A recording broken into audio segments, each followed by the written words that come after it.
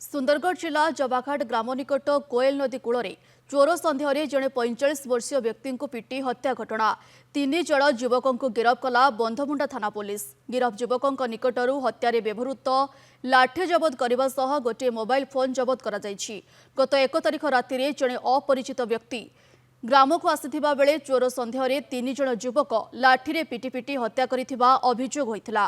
गिरफ 3 जण अभियुक्त जबाघाट गाँवर 26 वर्षीय महेश मुंडारी, 23 वर्षीय लक्ष्मण मुंडारी और 30 वर्षीय सहदेव समासी। मृत व्यक्ति परिचय अस्पष्ट रहिथिबा बेले परिचय पाइबा पई पुलिस पक्षर उद्यम जारी रही। 1 तारिख राति प्राय 11:30 ରୁ 12ଟା ଭିତରେ এই जो एक्यूज पर्सन्स माने जो महेश मुंडारी अच्छी एक्यूज प्रिंसिपल एक्यूज घर पाखे बसते ये जो अननोन पर्सन टाक से गाँव को आसबार देखी क्वेश्चन कर सन्देह होती चोरी करने उद्देश्य गाँव को आसी ये जो दौड़ी की पलैची मैंने चेज कर जो कोयल नदी रिवर बेड अच्छी से पाखे असल्ट कर ड्यूरिंग दिस असल्ट तार डेथ हो जाए। 3 जण संपृक्त अच्छा 3 जण एक एप्रिहेंड होते मुख्यतः माने गोईठा फिस्ट ब्लोज और गोटे बाड़ी रे असल्ट कर गोटे तार जो बाड़ीटा असल्ट करते लीडिंग टू डिस्कवरी सीजर कराई एक्यूज मोबाइलटा सीज होती।